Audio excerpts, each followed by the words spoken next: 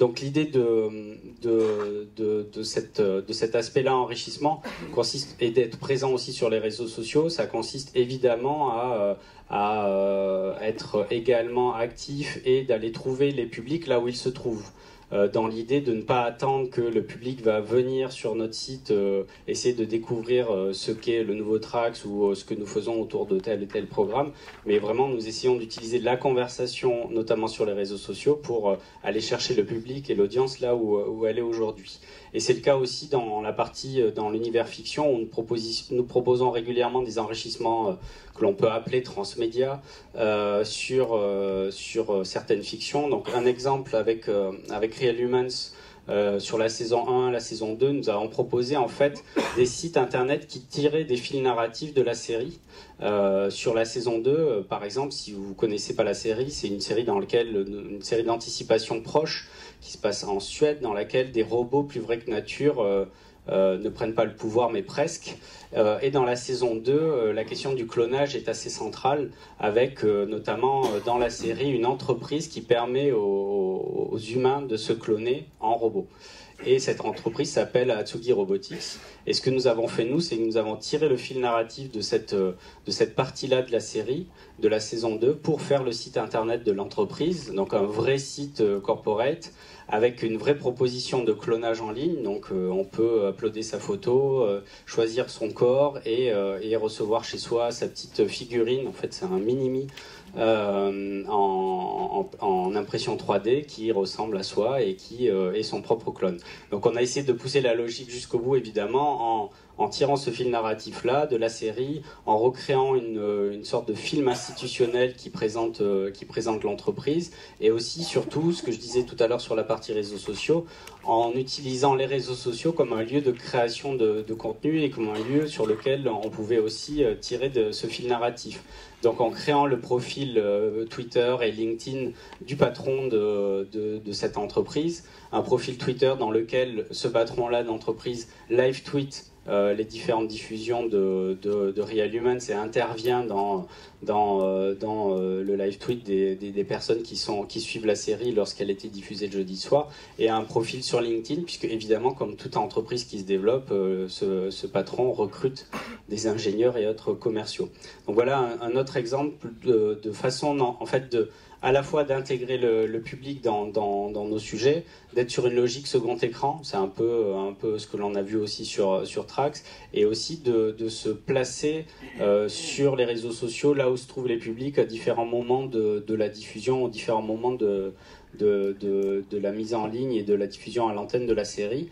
Et aussi cet exemple est intéressant puisqu'il montre que on peut aussi imaginer un enrichissement sur les réseaux sociaux qui tire vraiment ce fil narratif-là dont je parlais tout à l'heure, qui reste cohérent avec la série et qui est assez pertinent si on connaît l'histoire, si on s'intéresse à l'univers de Real Humans. Je te pose juste une petite question en passant, parce que je trouve ça super intéressant. Là, par exemple, sur son profil LinkedIn, il a 102 connexions, là, enfin, à l'instant T, à l'instant où tu as fait la capture d'écran. Est-ce que vous avez creusé un petit peu c'est quoi la typologie de ces relations professionnelles? Est-ce que c'est des gens qui sont juste des spectateurs de la série, qui ont eux-mêmes une fiche LinkedIn et qui s'amusent à dire bah, tiens, c'est rigolo, je le fais, ou est-ce qu'il n'y a pas là-dedans des gens qui en fait croient vraiment qu'ils ont, tu vois, enfin, est-ce qu'à un moment donné on déborde sur un espèce de brouillage des lignes entre la réalité et la... Est-ce que oui, la réalité dépasse la fiction? C'est une bonne question, on n'a pas analysé précisément. Je pense que dans le lot, il y a quand même certains qui pensent que c'est vraiment une entreprise de clonage et qui veulent vraiment postuler. Après, ce que l'on voit par exemple sur les gens qui suivent le fil Twitter, on voit bien que ce sont des gens qui connaissent la série et qui jouent avec ce brouillage réalité-fiction. Voilà. Sur LinkedIn, c'est une bonne question. Je pense qu'on est à beaucoup plus que 102 parce qu'elle date un peu cette capture, mais il y a forcément dans le lot des gens qui y croient vraiment.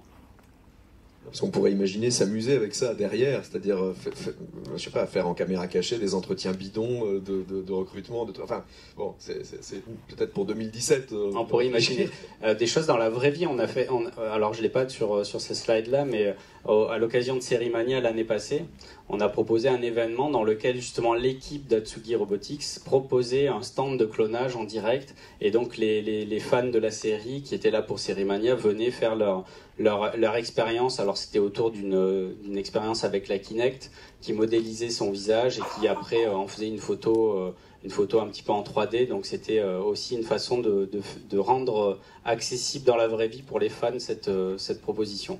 Donc ça, c'était les deux premiers exemples, c'était sur la partie enrichissement de ce qu'on fait à l'antenne, donc enrichir un peu l'expérience du téléspectateur. L'autre axe, c'est la partie bimédia, la stratégie bimédia et l'enrichissement des offres thématiques numériques dont je parlais tout à l'heure, info, cinéma, futur, créative et concert. Donc l'objectif là, c'est vraiment en lien avec l'antenne, d'imaginer des programmes qui sont dès le départ pensés pour la télé et pour le web.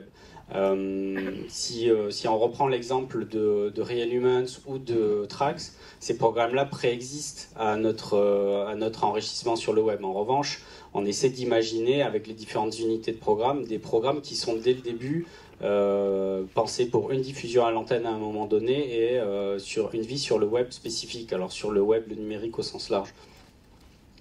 Donc les exemples que j'ai pris sont alors un exemple qui est un peu ancien parce qu'il date d'il y a 2 ans déjà, Fort McMoney, qui est un jeu documentaire. Alors j'ai pris cet exemple là pour la partie web et pour la partie télé aussi.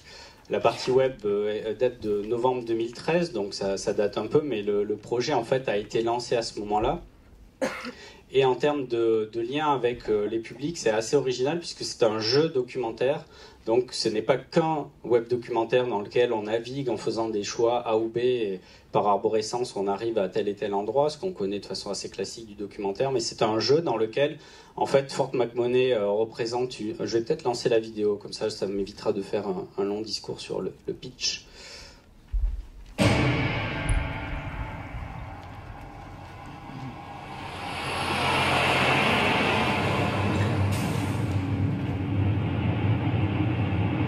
The first impression most people have is the long drive north in the middle of the forest for a couple of hours of time, and all you see are the trees, and you wonder if there's going to be a civilization at the end.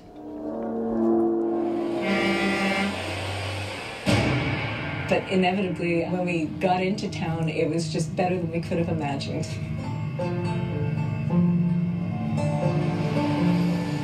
C'est à ma connaissance une des villes qui a connu la plus forte croissance en Amérique du Nord tout au long des dernières décennies. In short, it is an enterprise of epic proportions, akin to building the pyramids or China's Great Wall, only bigger. Let's go to McMurray, the big boom town. The average salary for a family is somewhere around $180,000 a year. Do you want more?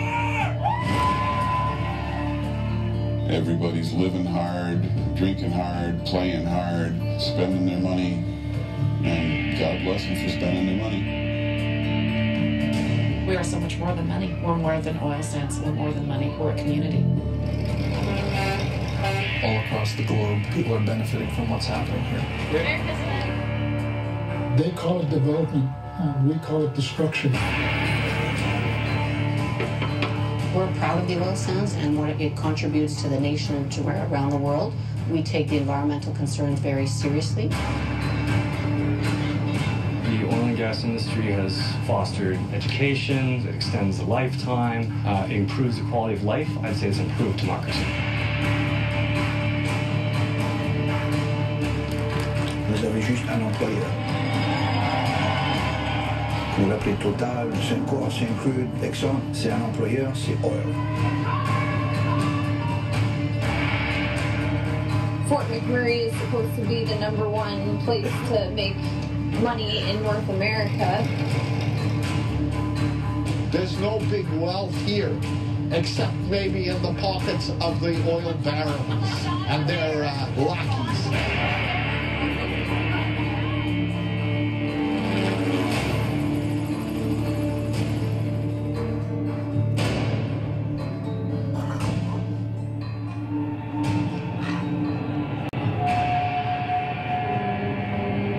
It's capitalism, right?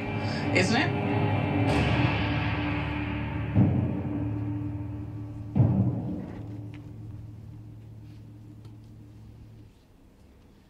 Donc, vous avez vu novembre 2013 à la fin, c'est aussi 4 mai 2015, puisqu'il y a une nouvelle phase de jeu qui est en ligne depuis hier. En fait, Fort McMurray, donc c'est un jeu documentaire dans lequel on se met dans la position du maire de la ville de Fort McMurray, donc cette ville champignon qui naît autour de l'industrie pétrolière, de l'exploitation des sables bitumineux. Et on est dans la position du maire, mais on joue en réseau, c'est-à-dire que c'est un SimCity en réseau, si vous connaissez un peu le jeu dans lequel on construit des villes. C'est un jeu dans lequel régulièrement, chaque semaine, les internautes sont amenés à la fois à découvrir des personnages, des personnalités de la ville et à comprendre un peu mieux comment elle fonctionne, mais aussi à prendre des décisions sur l'avenir de la ville à travers différents sondages et référendums qui sont proposés en fin de semaine. Et donc on voit évoluer la ville virtuelle, Fort McMurray, en fonction de ce que les internautes ont pu répondre et en fonction de ce que les internautes ont pu décider. Donc au fil des phases de jeu qui durent en moyenne 4 semaines, on voit une ville se dessiner qui a un volet qui va privilégier plutôt un volet plus écologique, pour privilégier aussi l'exploitation encore plus forte des sables bitumineux ou d'autres aspects. Donc ce qui était intéressant là dans l'interaction, c'était justement sur la partie documentaire d'aller au-delà du web documentaire que l'on connaît, au-delà de l'exploration personnelle d'un lieu à travers différentes interviews dans une arborescence, mais de jouer en réseau et d'être dans la position en fait du maire de la ville. Et donc ce qui était particulièrement fort avec ce projet, vous avez vu, ce sont les images, les personnages que l'on voit, qui sont des vraies personnes, qui ne sont pas des personnages de fiction, et surtout la situation de la ville qui évolue en temps réel. Et donc toutes ces idées-là nous ont amené à très vite, dès qu'on a vu les images, à penser à une partie télé, un documentaire en 52 minutes qui est diffusé le 12 mai sur Arte. Qui retrace à la fois l'évolution de la ville depuis qu'on a tourné les premières images qui ont été tournées en 2012 jusqu'à aujourd'hui ou jusqu'il y a 6 mois au moment où le documentaire a été monté. Et ce qui est intéressant, c'est que la ville aujourd'hui a une vraie activité. Le pétrole étant moins cher aujourd'hui, le pétrole classique étant moins cher, en fait il n'est pas rentable d'exploiter le pétrole dans cette ville puisque ça coûte beaucoup plus cher à extraire, et du coup c'est une ville qui est en train de petit à petit de s'éteindre, en tout cas aujourd'hui, de se mettre en pause, et toutes les personnes qui sont venues faire fortune à Fort McMurray sont en train d'essayer de repartir si elles peuvent, parce que souvent ce sont que des allées simples qu'elles ont prises, et tout l'argent qui était généré autour de cette ville est en train de s'amenuiser.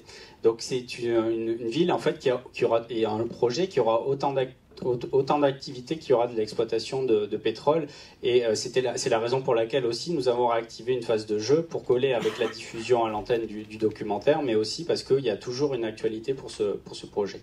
Et en termes d'interaction avec les publics, voilà, l'idée c'était vraiment de faire participer le public, de lui proposer de se mettre dans la situation d'un des protagonistes, comme dans un vrai jeu vidéo, mais avec de la matière documentaire, donc pas une fiction, mais vraiment un sujet concret et bien réel. Mais du coup, l'idée du documentaire qui va être diffusé là dans quelques jours sur Arte, pour reprendre ce que tu disais tout à l'heure dans la première partie, là on est presque sur c'est un enrichissement télé de quelque chose qui est né sur le web, alors que tout à l'heure c'était... Exactement, on peut le voir ça. Ce qui est intéressant, c'est que oui, on peut partir du web et aller vers la télé. Ce n'est pas uniquement être en chaîne de télé dans l'autre sens. Donc plutôt un aspect intéressant. Le sujet est fort.